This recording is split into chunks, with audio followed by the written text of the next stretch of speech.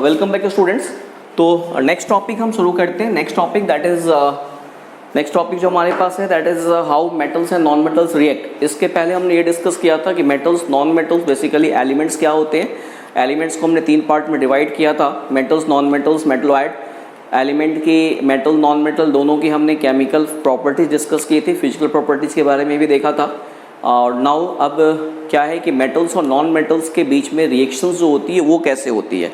तो हमारे पास next topic है how metals and non metals react.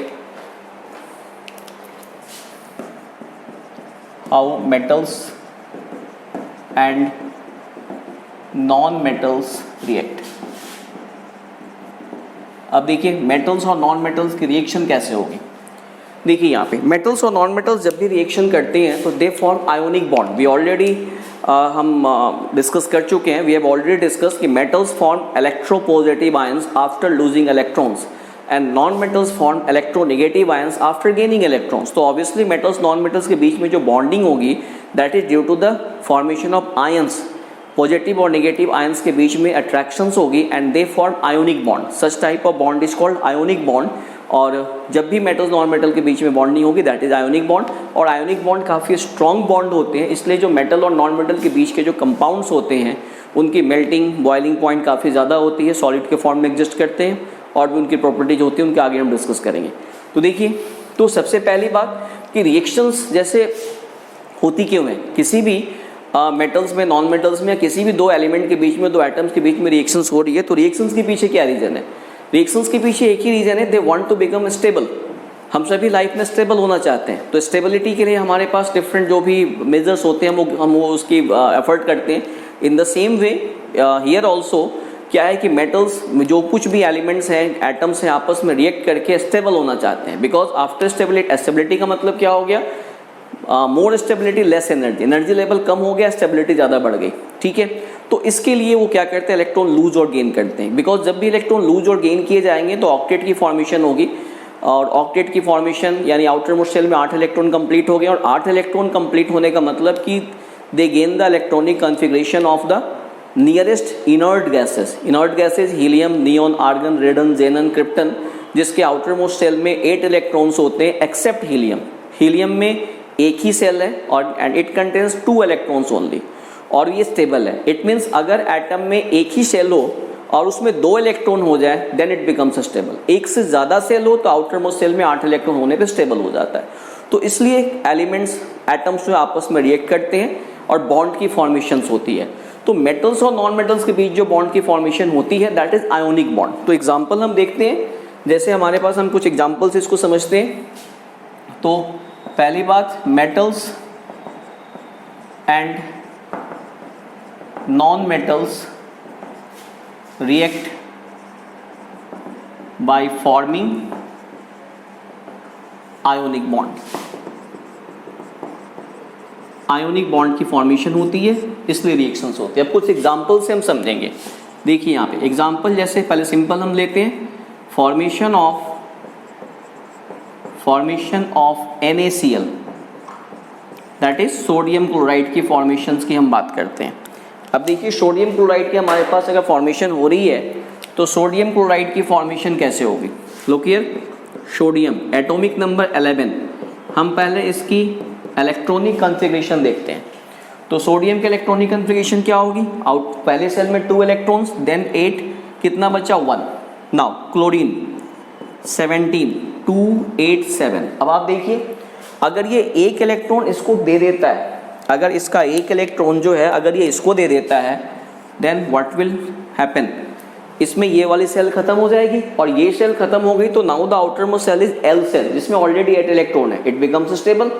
और फिर क्लोरीन भी एक इलेक्ट्रॉन गेन कर लेगा तो क्या हो जाएगा? फिर ये भी स्टेबल हो जाएगा।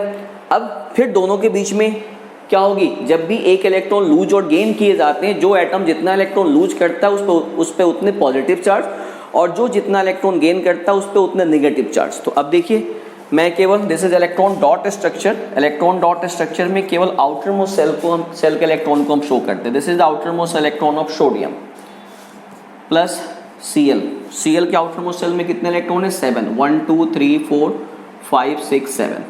इसने अपना एक इलेक्ट्रॉन इसको दे दिया। नाउ व्हाट हैपन,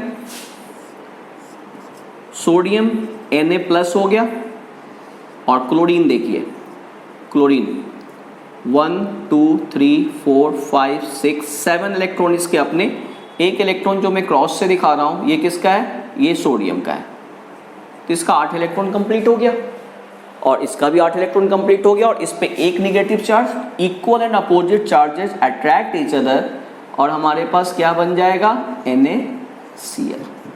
तो इस ढंग से यहाँ पे फॉर्मेशन हो रही है। कुछ और भी एग्जांपल हम देखते हैं, formation of NaCl। Now next example,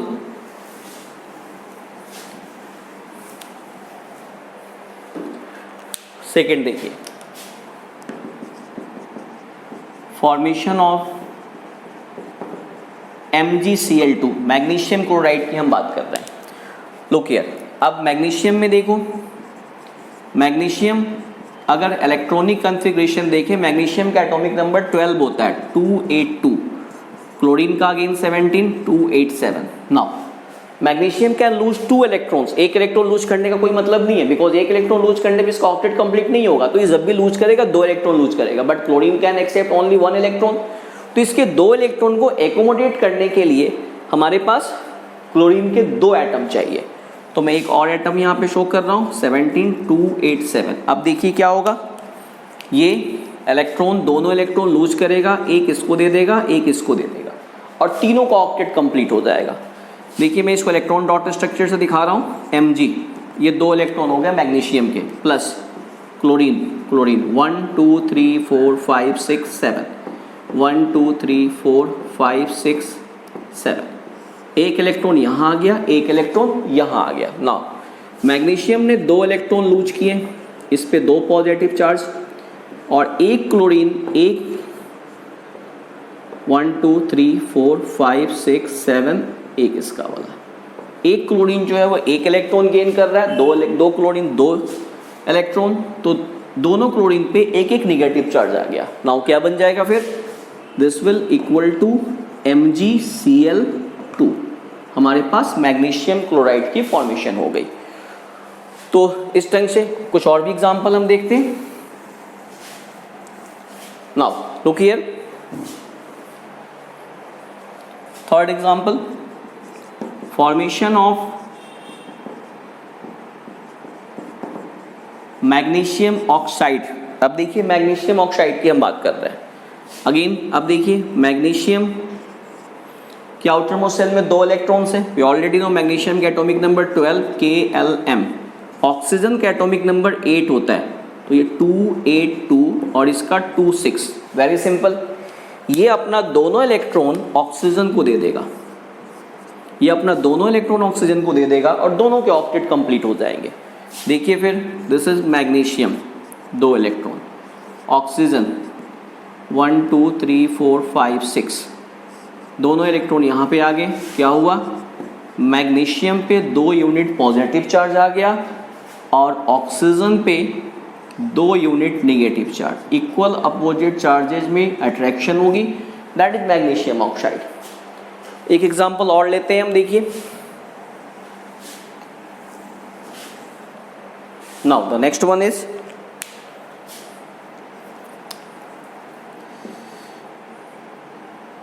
fourth example, formation of